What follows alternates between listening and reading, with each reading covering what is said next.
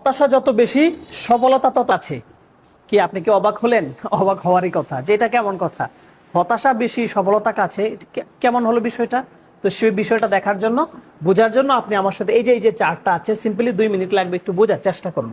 দেখুন, আপনি যখন একটি কাজকে শুরু করেন, একটা বিজনেস হোক বা যে কোনো একটা কাজকে ফোকাস করে কাজটা আপনি শুরু করেন, দেখেন স্টার্টিং ওয়ার্ক, যখন আপনি কাজটা শুরু করেছেন, এখানে হচ্ছে কাজের শুরু, আর এখানে হচ্ছে আপনার সফলতা। অর্থাৎ এখান থেকে আপনাকে এখানে আসতে হবে। তো দেখেন, আপনি যখন কাজটা শুরু করেছিলেন তখন কিন্তু আপনার প্রচুর আশা ছিল, আশা, উদ্যম, অনেক ভরসা, সবকিছু নিয়ে কিন্তু আপনি কাজটি শুরু করেছিলেন। তখন কিন্তু আপনার কোনো ক্লান্তি ছিল না, হতাশাও ছিল না, ঠিক আছে? আচ্ছা, তো দেখেন এখান থেকে আপনার সফলতা কিন্তু এখানে, সফলতা অনেক দূরে, কিন্তু আপনি যখন সফলতা থেকে অনেক দূরে, তখন কিন্তু আপনার আশা বেশি, প্রত্যাশাও বেশি, ক্লান্তি বলতে গেলেই নাই, হতাশাও নাই। আচ্ছা, তারপরে আপনি আরেকটু দূর আগালেন, সেই কাজটাকে করতে করতে একটু আগালেন, তারপরে এখন আপনার ক্লান্তি শুরু হয়ে গেছে, মানে আপনি এখন ক্লান্ত, একটু ক্লান্তি ভাব চলে আসছে, অনেকদিন যাবত কাজ করছেন। তারপরে আরেকটু কাজ করতে করতে আপনার এখন হতাশা শুরু হয়েছে, যে একটা কাজ করতে করতে যদি আপনি কাজের ফিডব্যাক না পান, এটার থেকে আপনি কোনো আউটপুট না পান, তখন স্বাভাবিকভাবে এখানে হতাশা আপনার আসবে। হতাশা শুরু হলো, কিন্তু আপনি কাজটি কিন্তু ছাড়েন নাই। আপনাকে লক্ষ্য রাখতে হবে, কাজ শুরু করার ক্ষেত্রে আপনার হতাশা ছিল না। এখন সফলতার যত কাছে আপনি যাচ্ছেন, তখন আপনার হতাশা শুরু হয়ে গিয়েছে। এতটুকু যাওয়ার পরে আপনি কাজটি কিন্তু ছাড়েন নাই, আপনি আরেকটু কাজ করতেই আছেন। তারপর এখানে যখন চলে আসছেন সাকসেসের কাছাকাছি, তখন আপনি প্রচুর হতাশ, মানে প্রচুর হতাশা, যে আরে আমার সফলতা আসছেই না, আমি এত পরিশ্রম করছি, বিজনেসে কাজ করছি অথবা সোশ্যাল মিডিয়াতে কাজ করছি, আমারই শুধু সফলতাটা আসে না, মানে আপনি একবারে এখন হতাশ হয়ে গিয়েছেন, এরকম অবস্থা। তারপরে আপনি দেখেন, সফলতার যখন একেবারে দ্বারপ্রান্তে চলে এসেছেন, তখন আপনার অবস্থাটা কি? আর পারছি না, মানে এখন সামনে আগাবার মতো শক্তি, এনার্জি, সাহস কোনোটাই আপনি আর পাচ্ছেন না, সব হারিয়ে ফেলেছেন। কিন্তু আপনি দেখেন, আপনি যখন কাজটা শুরু করেছিলেন তখন সফলতা থেকে অনেক দূরে, তখন আপনার মধ্যে আশা ছিল, আপনি কিন্তু একেবারে হতাশ ছিলেন না, আর পারছি না এমন মনোভাব ছিল না।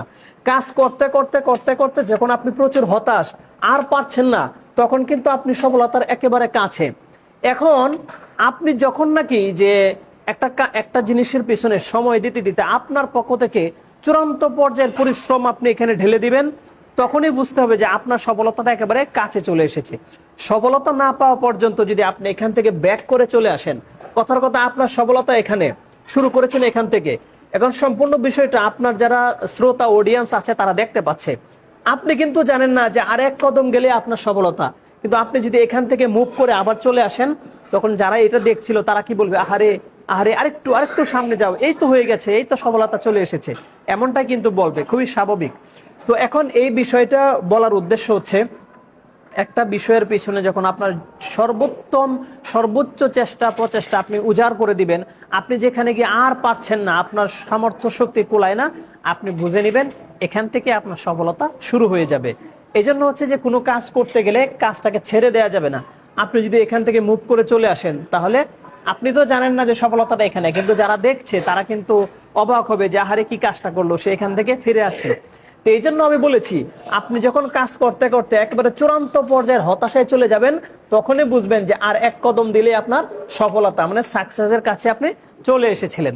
তো the moral of the class is, আমরা যত বেশি হতাশা হব, একটা কাজকে ফোকাস করে যত বেশি এগিয়ে যাব, 2 বছর, 4 বছর, 5 বছর, 7 বছর, যখন আপনি চূড়ান্ত পর্যায়ের হতাশ হয়ে যাবেন, তখনই বুঝবেন যে আপনার পক্ষ থেকে সর্বোচ্চ শক্তি দেওয়া হয়ে গিয়েছে।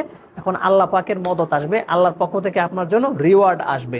তাহলে আমরা যেন যে কোনো একটা কাজ শুরু করলে কাজটা না ছেড়ে দেই, এবং নিজের পক্ষ থেকে প্রচেষ্টা শেষ হয়ে যাওয়ার পরে আল্লাহর কাছে দোয়া করা, আল্লাহ পাক অবশ্যই আপনাকে আমাকে সফলতার দ্বার প্রান্তে পৌঁছে দিবেন।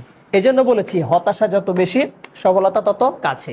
যদি আমার এই বিষয়টা আপনাদের ভালো লাগে, শেয়ার করে রাখতে পারেন, বন্ধু বান্ধবদের সাথে শেয়ার করতে পারেন, তারা হয়তো এটা তারা উপকৃত হবে।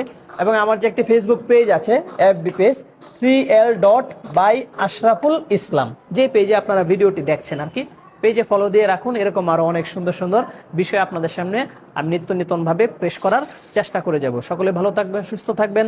আসসালামু আলাইকুম ওয়া রাহমাতুল্লাহি ওয়া বারাকাতুহু।